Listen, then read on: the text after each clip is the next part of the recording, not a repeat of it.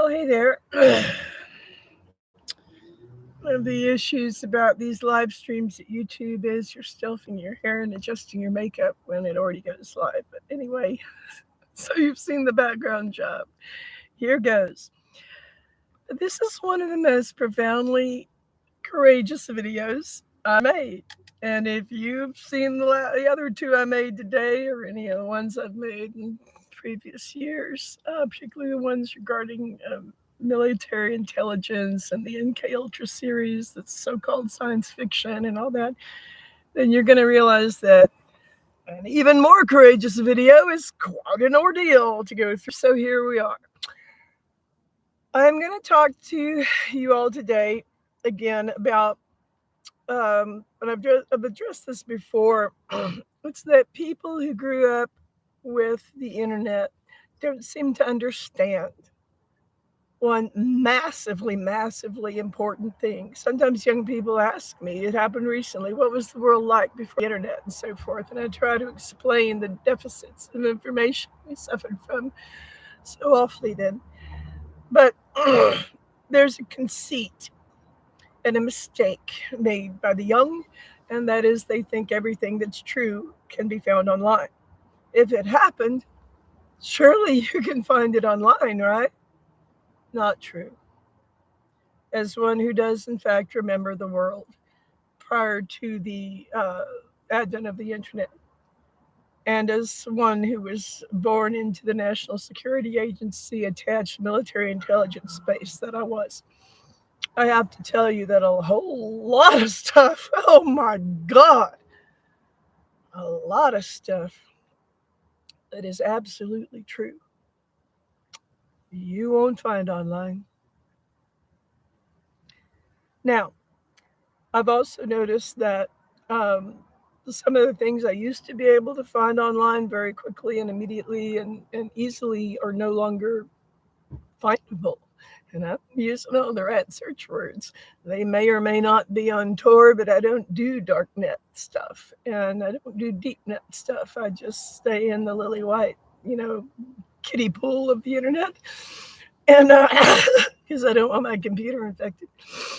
And if any of you find any of this online, if you see this video and you can search particularly the top two things, because I could doubt you'll find the last thing online except for today. And I'm going to start writing. Excuse me. I'm going to start writing about the third thing so that it does definitely appear online if someone does a Google search. Yeah, the military is probably about to puke right now. Uh, um, if you find any information about the first two things I'm about to discuss, please put it links to the intel in the comments below. It's extremely important. Now, here's something to you young people who think everything that's true can be found online. The first thing I'd like to discuss is the incident at S4. S4 is a clandestine United States government military base or a facility. It's not a base, it's a facility that is, some say it's in Area 51. Depends on what you think of as the geographic diameter of Area 51. Actually, S4 is located about 7 miles away from the primary installation. It's underground. And beyond that, I'm not going to say much more because people are, like I said, already about to puke and other things because they don't want me to do what I'm doing today. But I'm going to do it anyway because it's time this got out. And it's just the beginning. As I've said before, I'm just getting started here. So the military and the United States federal government can either hire me and pay me quite a very great lot to shut up, or they can endure the ignominy of having someone who's known what they were really up to for decades, reveal all to the world. I could make a couple of $100,000 a year going around speaking and selling books about all this stuff. And if they won't pay me to be quiet, I'm going to be paid by the citizenry of the world for opening up. A choice is to be made, and soon. The incident at S4 involved Roswell, I guess you could say. And I was first informed about this by the United States military intelligence community and the National Security Agency attachment at Goodfellow Air Force Base in the 1960s when I was but a child. They told me about all this because they were grooming me for employment as early as age 6. I'm not joking. They had designs on my life that were not designs of my own. What happened at S4 is that there were some individuals there, and they wanted to have a meeting of sorts with some military intelligence types, and or vice versa. Maybe the MI people wanted to meet with these other individuals. I'm not sure how or why the meeting was called. But some completely simplistic, idiotic moron took a loaded weapon into the meeting.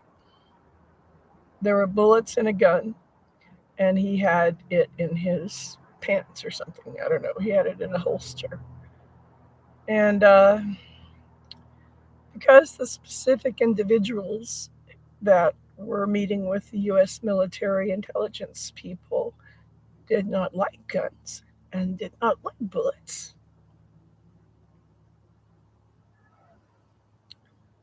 some manifestation occurred. Something happened, and it, for all intents and purposes, appeared to have been not something that anybody could see. It appeared, and I'm telling you the God's honest truth, according to the way this was described to me by the MI NSA community, that there was a thought process involved. Kind of like The Men Who Stare at Goats, if you have ever seen the film or looked at the book called The Men Who Stare at Goats. Well, what I was told as a child is that either 40 or 42, I'm not sure which, 40 or 42 people died instantaneously. They freaking drop like flies when you spray raid on them. 40 people died very suddenly. And let's just say that future arrangements to meet with individuals who wanted to connect at S4 were always, without fail, managed without the presence of bullets and guns and idiots who would bring anything like that near someone who came in peace. You know, human beings are the lowest form of life on any world that I can imagine, because we tend to form opinions before we have an education of any sort. I've done it, you've done it, the military definitely does it all over the world, the collective militaries. And to shoot first and ask questions later when all anybody is trying to do is give you massive gifts and help you achieve peace is really very, very stupid, immoral. and a form of massive ignorance for which I personally don't think I will ever be able to forgive humanity. I am so tired of people, particularly because I know a lot of people in the military, people who think any unusual or mysterious phenomenon should be shot at and contained before it is even understood.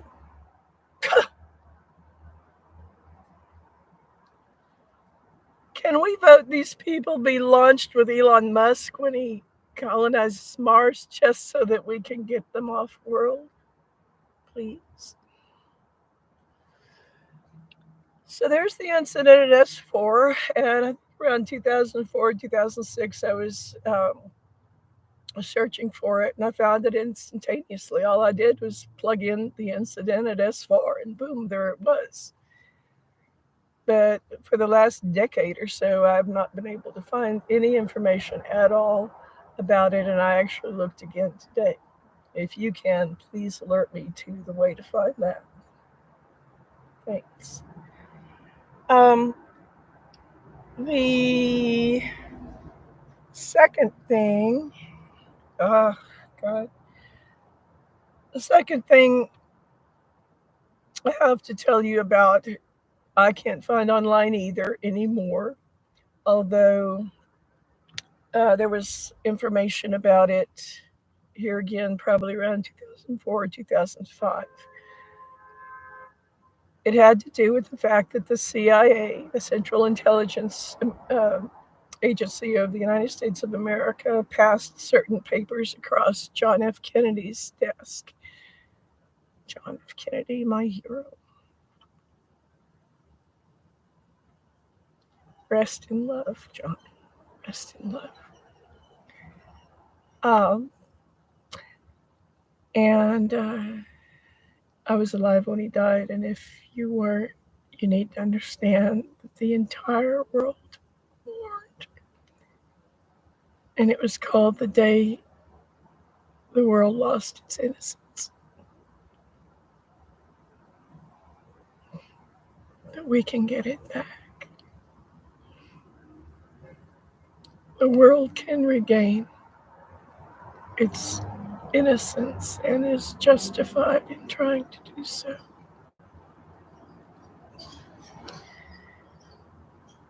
From what I understand, in 1963, about 4 months before, or maybe 6 months, probably around June of that year, John F. Kennedy was presented with papers given to him by the CIA that talked about 9/11. Yeah, it was printed on paper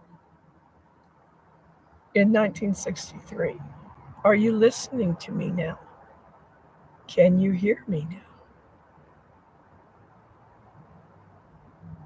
The information that was printed on paper on the president's desk said that in the year 2001, there would be a terrorist attack on the towers of the World Trade Center, the Pentagon, and the White House, and more. And that would basically be a way to boost the United States military budget, famously, as well as quite possibly start World War III, which they thought was a good idea because starting World War III also massively would boost the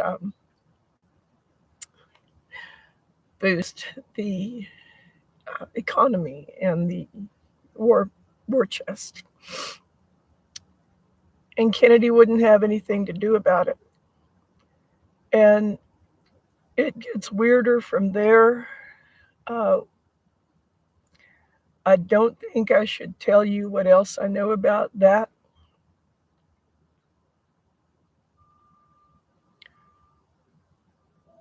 But John F. Kennedy made a speech with the words, "Men with no compassion." And he talked with massive courage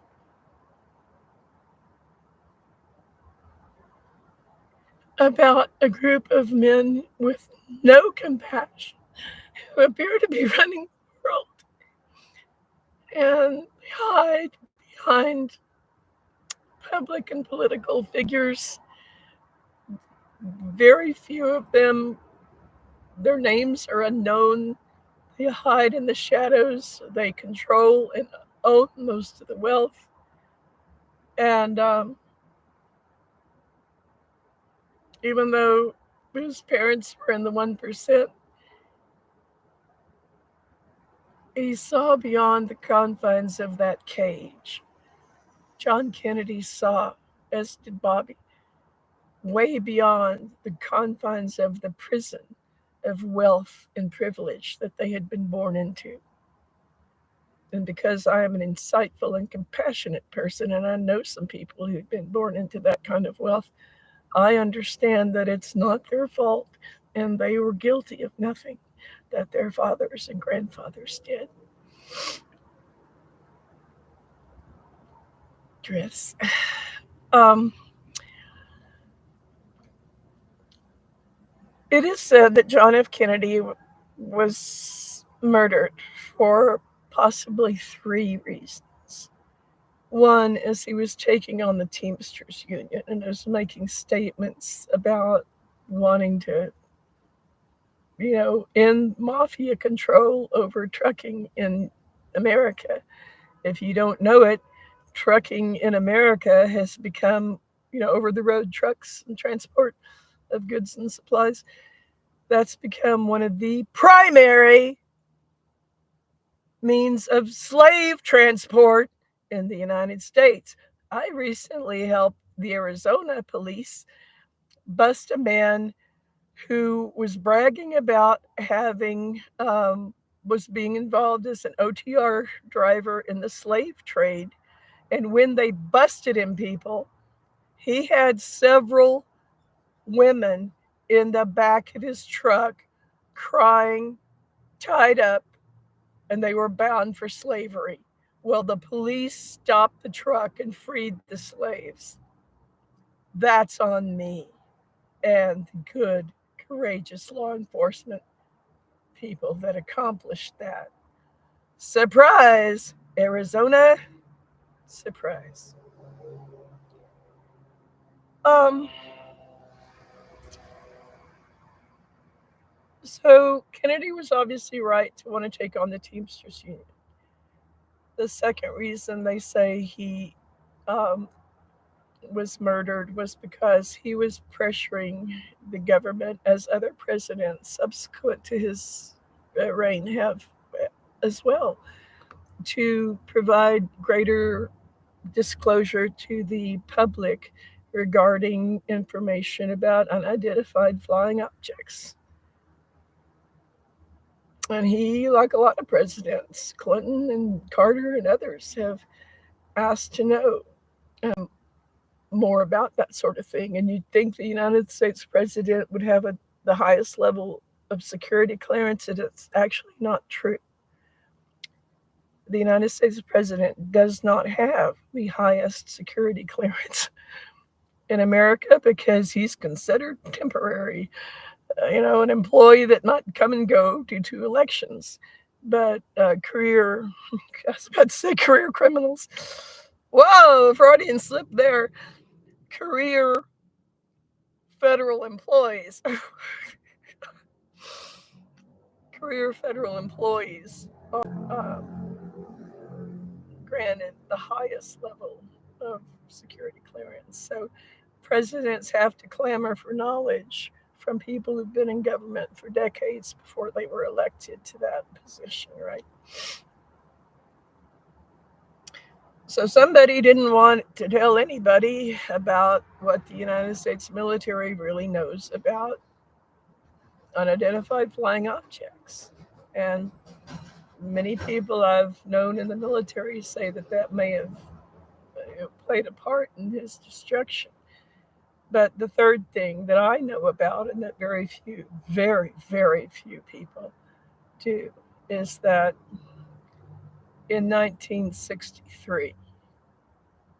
Pretty sure it was June, possibly July, before the November event that changed the world and broke everybody's heart. Um, John Fitzgerald Kennedy, rest in love, refused to participate in a long term plan that would cause the towers in New York to fall. They were about 2 years old at the time, and it is said that the concrete in them was not even dry yet. When the United States Central Intelligence Agency of America told the United States president that there was already a plan in place to destroy them.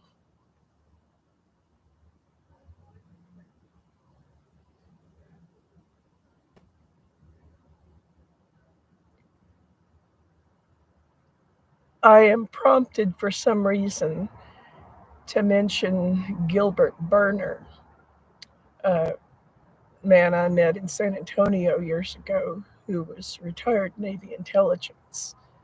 And he and I had a meeting with another Air Force intelligence retiree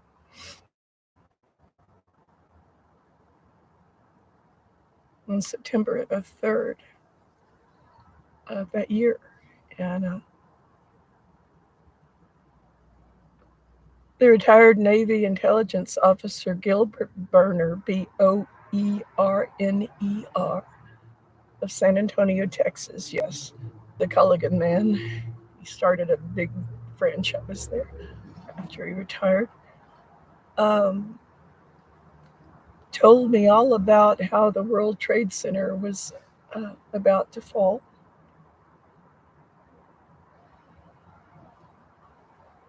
And as I was crying, he said, "Pass the salt."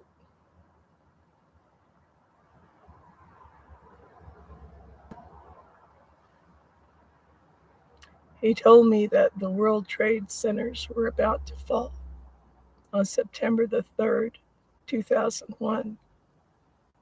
And as I was crying, he said, "Hey, Nancy, pass the salt, please." That's how these people are. That's how they think of you and me.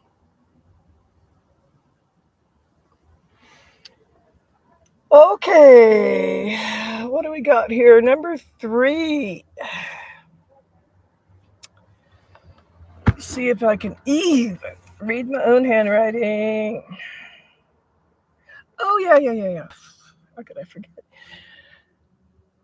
A third thing that I want to tell you young people about that is not on the internet. So please stop trying to find it. I've talked to several people even recently who say, well, it's not on the internet. It must not have happened. Or it's not on the, I couldn't find anything about that online. Are you sure it's true? Oh boy. Oh boy, am I ever sure that it was true because I had a part in preventing it. Well, what I'm doing today and what I'm going to start writing about this event, the third thing I want to tell you about, is going to be online starting now. So the young people who demand that everything that is true be online and available for their perusal will be more assured that it is actually true. God, I can't stand stupid people. Um, what I'm about to describe has almost happened in Los Angeles, Chicago, and Washington, D.C.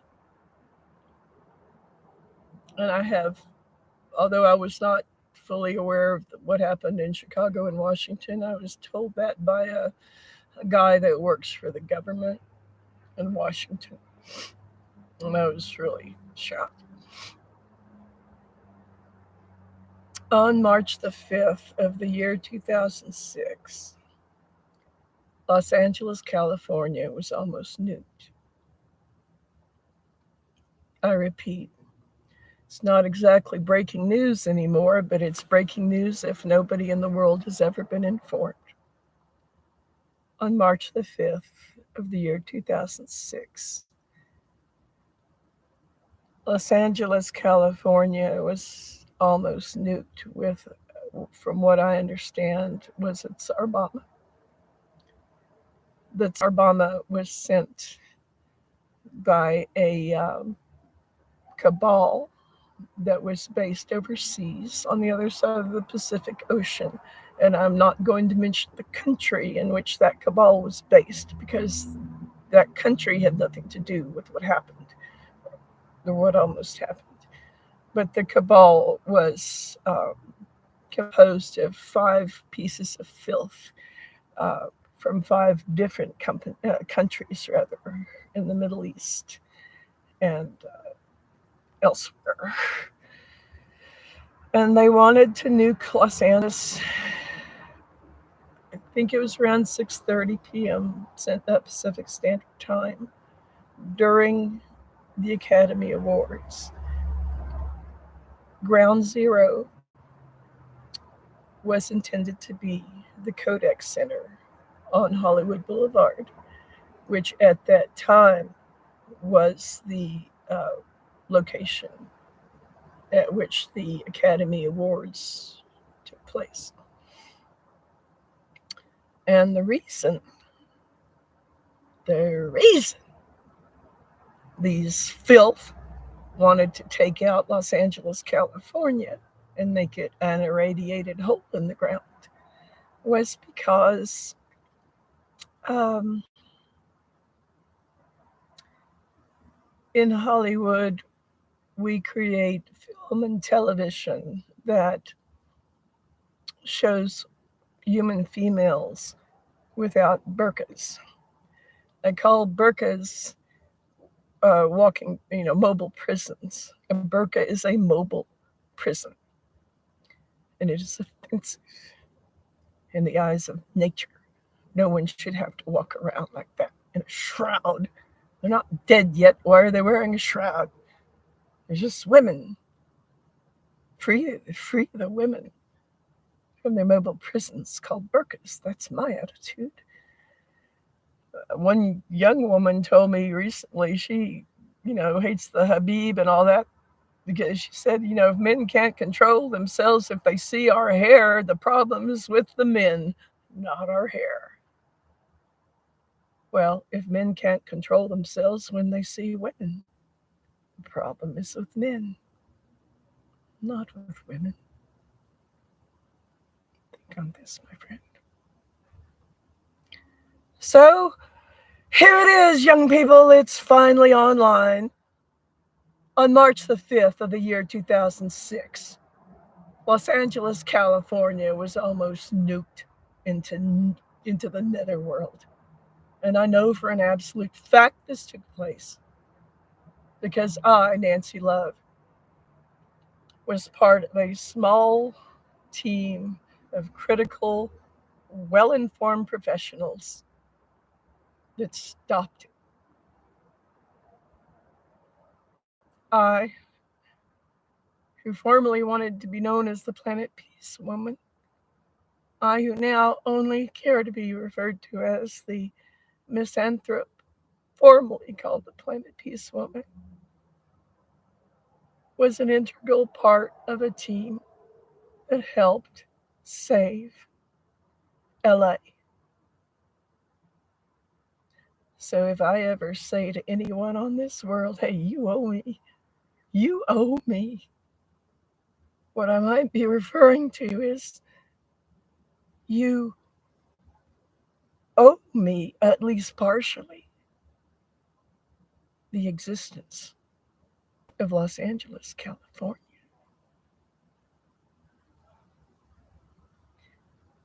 I talked to somebody in the government years ago, and he said, well, it must suck to be you to have helped save a city of millions of people and, perform such a great benefit for the whole world because the whole world loves LA. It's called a universal city. Everybody loves LA. It's like Paris or New York. It belongs to everyone. And then, because of, what do you call it, threats to national security or whatever, I can't remember that exact term. I said I couldn't tell anybody. And I said, well, why on earth didn't that hit the news? We were talking years later. It was way long after 2006. And I said, well, now you're telling me Chicago and Washington, D.C. were almost nuked around the same time, and that was also staved off or prevented.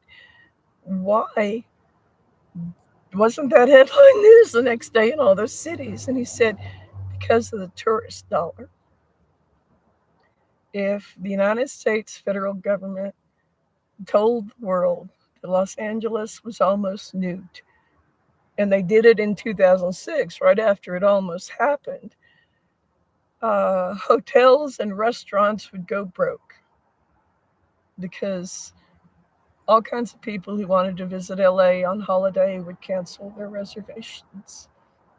Therefore, for economic reasons, only for economic reasons, they didn't publicize what happened. So I've probably caused some people to basically have nervous breakdowns. I got a few viewers, and come on, all right. Um, I have been called one of the most courageous human beings on the entire world. I call myself one of the most completely outraged human beings on this world. And when people ask me what I'm angry about, I can always answer in a single word: injustice. Injustice is so rampant on this planet. We've got to fix this. We've got to fix this world. And we've got to fix it now, while there is still a world to fix, before the imbeciles in military uniforms perpetuate something that has for decades been called mutually assured destruction. My name is Nancy Love, the misanthrope, formerly known as the Planet Peace Woman. Sending love to Mark Milley. Hey, please don't